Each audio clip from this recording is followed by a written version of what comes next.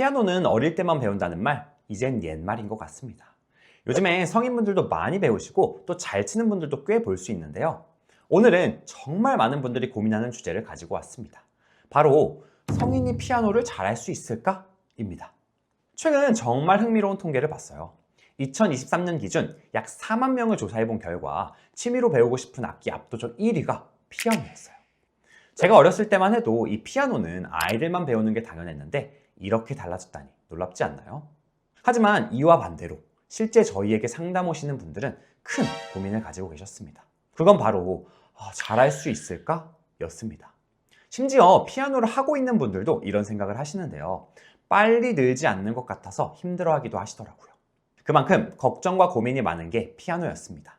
그래서 오늘은 제가 6,000시간 넘게 성인분들을 레슨하면서 알게 된 진짜 이야기를 여러분께 해드릴 거예요. 어떤 기술적인 부분보다 중요한 피아노를 하기 위한 마인드셋에 관한 이야기입니다. 특히 잘하고 싶으신 분들이나 잘할 수 있을까 걱정하시는 분들에게는 분명 도움이 되실 거예요. 결론부터 말씀드릴게요. 성인들도 피아노 잘 칠 수 있습니다. 이 곡 하나 멋지게 치는 거, 또 치고 싶었던 곡 치는 거 충분히 가능해요. 20대부터 70대까지 제가 레슨하면서 정말 많이 보고 있습니다. 근데요, 피아노 잘하려고 하지 마세요. 그럴수록 더 못하게 될 겁니다. 이렇게 말씀드리면 분명 의아하실 거예요. 당연히 잘하려고 해야 하는 거 아닌가? 하고요. 하지만요, 성인분들에게 피아노는 잘하는 것보다 나아지는 것이 중심이 돼야 합니다. 이게 비슷한 것 같지만 완전히 다른 접근이에요. 다른 영상에서도 말씀드렸지만 제가 이 기초가 많이 부족했어요. 심지어 에뛰드나 소나타 같은 전공곡을 처음 친 게 중학교 2학년 때인가 3학년 때였어요. 아마 전공생분들이 들으면 기가 찰 수도 있을 텐데요. 그만큼 늦었던 거죠. 진짜 엘리트들은 이미 초등학교부터 엄청난 곡들을 많이 치거든요. 어쨌든 운 좋게 예술고등학교를 갔는데 그때부터 더 비교가 되는 거예요. 옆에서 다른 친구들은 엄청 잘 치는데 저는 늘 부족하고 또 심지어 아는 곡도 하나도 없고요. 당시에 제가 친 곡 몇 개밖에 몰랐거든요. 그때 이 부끄러움을 느끼고 잘하고 싶다는 생각이 엄청 강해졌어요. 근데 현실은요? 진짜 못했죠. 오죽하면 선배가 저한테 야, 너 연주 진짜 별로였다 라고 말할 정도였으니까요. 그러다 보니 잘하고 싶고 막 더 뛰어나고 싶은데 현실이 안 따라주니까 열심히 하면서도 자꾸 실망하게 되더라고요. 난 진짜 안 되는 건가? 했어요. 근데 제가 원래 좀 선생님 복이 있는 편이거든요. 그 당시 선생님께서 남들보다 잘하고 못하고를 떠나서 제가 이전보다 나아지는지에 초점을 맞추신 거예요. 저번 주보다 못하면 혼나고 또 잘하면 칭찬도 듣고요. 남들이 아닌 이 저에게 집중을 한 거죠. 신기한 게 그때부터 진짜 실력이 쌓이는 게 느껴지더라고요. 조급함도 없어지고요. 그렇게 대학까지 가고 이런 태도로 쭉 하다 보니까 자연스레 좋은 성적도 거두게 됐어요. 제가 만약 누군가와 비교하면서 이 잘 치는 것에만 초점을 뒀으면 그 실력 차이가 메꿔질 때까지 못 버텼을 거예요. 안 그래도 부족한데 이 그 갭 차이 때문에 괴로워만 하다가 끝났을 겁니다. 그간 정말 수많은 성인분들을 만나면서 느낀 게 비슷했어요. 인터넷에서 듣는 연주나 또 잘하는 사람들에 대한 정보가 많다 보니까 잘 친다는 기준이 너무 올라가 있고 또 그거에 비해 내가 초라하게 느껴지니까 잘할 수 있을까? 라는 걱정이 꽉 차 있는 거예요. 사실 지금 와서 보면 이 몰라보게 변하고 충분히 잘 치는 분들도 처음엔 그런 생각을 한 번쯤 하셨더라고요. 그래서 저는 피아노를 하고 싶으신 분들이라면 또 잘하고 싶으신 분들이라면 이 나아지는 데 집중하라고 말씀드리고 싶어요. 한마디로 잘하는 기준이 이 과거의 내가 되는 거죠. 그렇게 꾸준히만 이어가면 어느새 유의미한 결과가 주어지거든요. 그러니 성인분들 피아노를 할 땐 다른 거 다 빼고 딱 이 세 가지만 명심하세요. 그럼 피아노를 잘하는 게 남 이야기가 아니게 될 거예요. 첫 번째, 피아노는 꾸준함의 게임이다. 사실 성인분들이 피아노를 하면서 가장 많이 불안해하는 부분이 있습니다.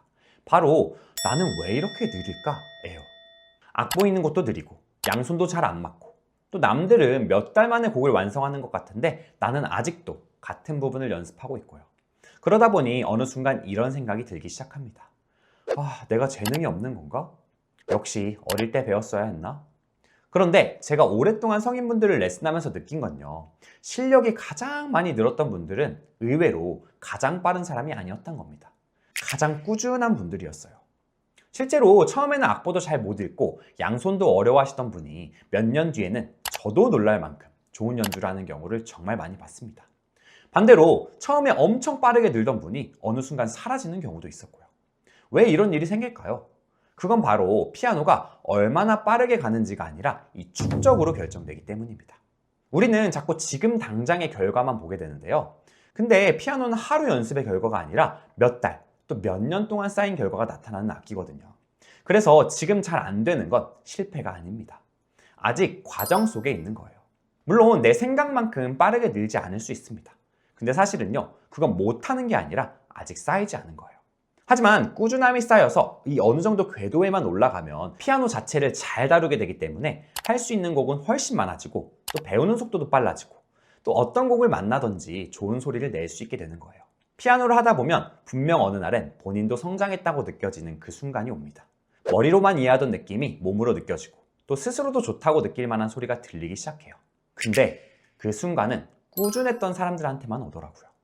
그러니 재능이나 나이를 떠나서 이 꾸준함을 결심만 할 수 있다면 피아노를 충분히 잘하실 수 있다고 말씀드릴게요. 두 번째로, 성인은 이해력이 무기다. 대부분 성인들이 배우는 게 느릴 거라 생각하지만 오히려 훨씬 유리합니다. 왜냐하면 성인은 이해를 할 수가 있거든요. 예를 들어 아이들은 그냥 따라치는 경우가 많아요. 근데 성인은 왜 이렇게 쳐야 하는지, 또 어떤 연습을 해야 하는지 이해를 할 수가 있습니다. 그러니 굉장히 효율적으로 배우게 되는 거죠. 우리 공부할 때도 비슷하잖아요. 이해를 하면 더 빠르고 효율적이잖아요. 피아노도 이해를 할 수 있다는 게 성인들의 압도적인 장점으로 작용하는 겁니다. 사실 성인들의 경우 아는 것이 너무 많아서 오히려 조급하게 느끼고 내 생각보다 빠르게 안 되는 것 때문에 괴로울 때가 많습니다. 가끔 보면 진짜 말도 안 되게 빠르게 늘었는데도 이 기준은 높고 더 빠른 결과만을 원하니 그때부터 피아노가 힘들어지는 분들도 있었습니다. 그러니 우리는 이해력을 바탕으로 피아노를 더 재밌게 배우면 좋겠죠. 그리고 이 이해력과 더불어 성인은 음악을 통해 느끼는 감정도 그 깊이가 다릅니다. 예를 들어 힘든 날 음악으로 위로받는 감정, 또 좋은 곡을 듣고 이 벅차오르는 감정. 한마디로 같은 음악을 통해 느끼는 감동이 완전히 다르다는 겁니다. 저는 수강생분들 연주를 들을 때 가끔 놀랄 때가 있어요.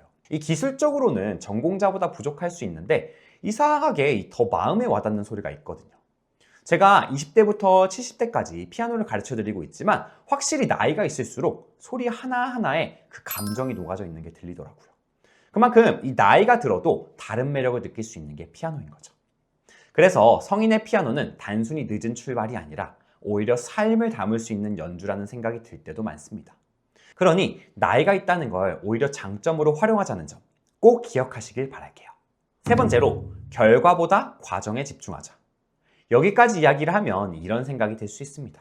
아니 그래도 결국 잘 쳐야 좋은 거 아닌가요? 물론 맞습니다. 누구나 더 좋은 소리를 내고 싶고 더 멋진 곡을 연주하고 싶죠. 저도 그렇고요. 게다가 유튜브에서는 멋진 연주나 잘 치는 사람들만 있는 것 같아요.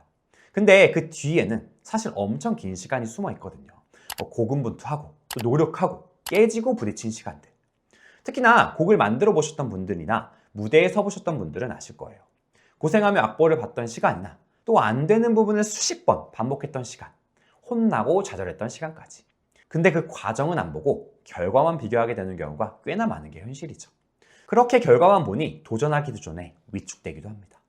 저렇게 하고 싶은데 할 수 없을 것처럼 느껴지니까요. 아니면 하고 있는데도 불만만 가득해지기도 하고요. 이게 완성된 모습, 즉 이 결과가 보여주는 함정이기도 합니다. 감상할 땐 정말 좋았지만 그게 해내야 될 기준이 되는 게 정말 무서운 거예요. 근데 피아노는요, 이 과정을 좋아하게 되는 순간부터 진짜 재밌어집니다. 그래서 다시 한번 말씀드립니다. 너무 잘하려고 하지 마세요. 대신 이 어제의 나보다 조금 나아지려고 해보세요. 그게 쌓이면 분명 본인이 생각했던 것보다 훨씬 높이 가 있을 거예요. 진짜로요. 그렇게 조금씩만 더 나아지면 첫 번째로 중요하다고 말씀드렸던 이 꾸준함까지 생기게 됩니다. 그러니까 혹시 지금 나도 할 수 있을까? 라는 고민을 하고 계신다면 그 질문보다는 나는 얼마나 꾸준히 해볼 수 있을까를 스스로에게 물어보셨으면 좋겠습니다. 그 질문이 결국 여러분을 훨씬 멀리 데려다 줄 거예요. 그리고 만족할 만한 수준까지도요. 오늘은 피아노를 하는 데 있어서 어떤 기술적인 부분보다 중요한 마음가짐에 대해서 이야기를 나눠봤는데요. 경험에서 오는 이 제 개인적인 생각도 있었지만 대부분은 꾸준히 잘하는 분들의 모습을 바탕으로 말씀드렸어요. 사실 잘 치는 데만 집중하다 보면 내가 어떤 마음인지를 쉽게 놓치게 되는 때가 많습니다. 효율적인 연습 방법, 또 여러 가지 기술들 모두 중요하지만 결국 내가 피아노 치는 게 의미 있고 즐거운 게 가장 먼저라는 말이에요. 사실 저도 피아노 전공하면서 이 전문적인 기술을 배우는 것도 중요했지만 한편으로는 이 음악이 주는 감동이 있어서 꾸준하게 할 수 있었거든요. 저에겐 고통을 감수할 만한 가치가 있었던 거죠.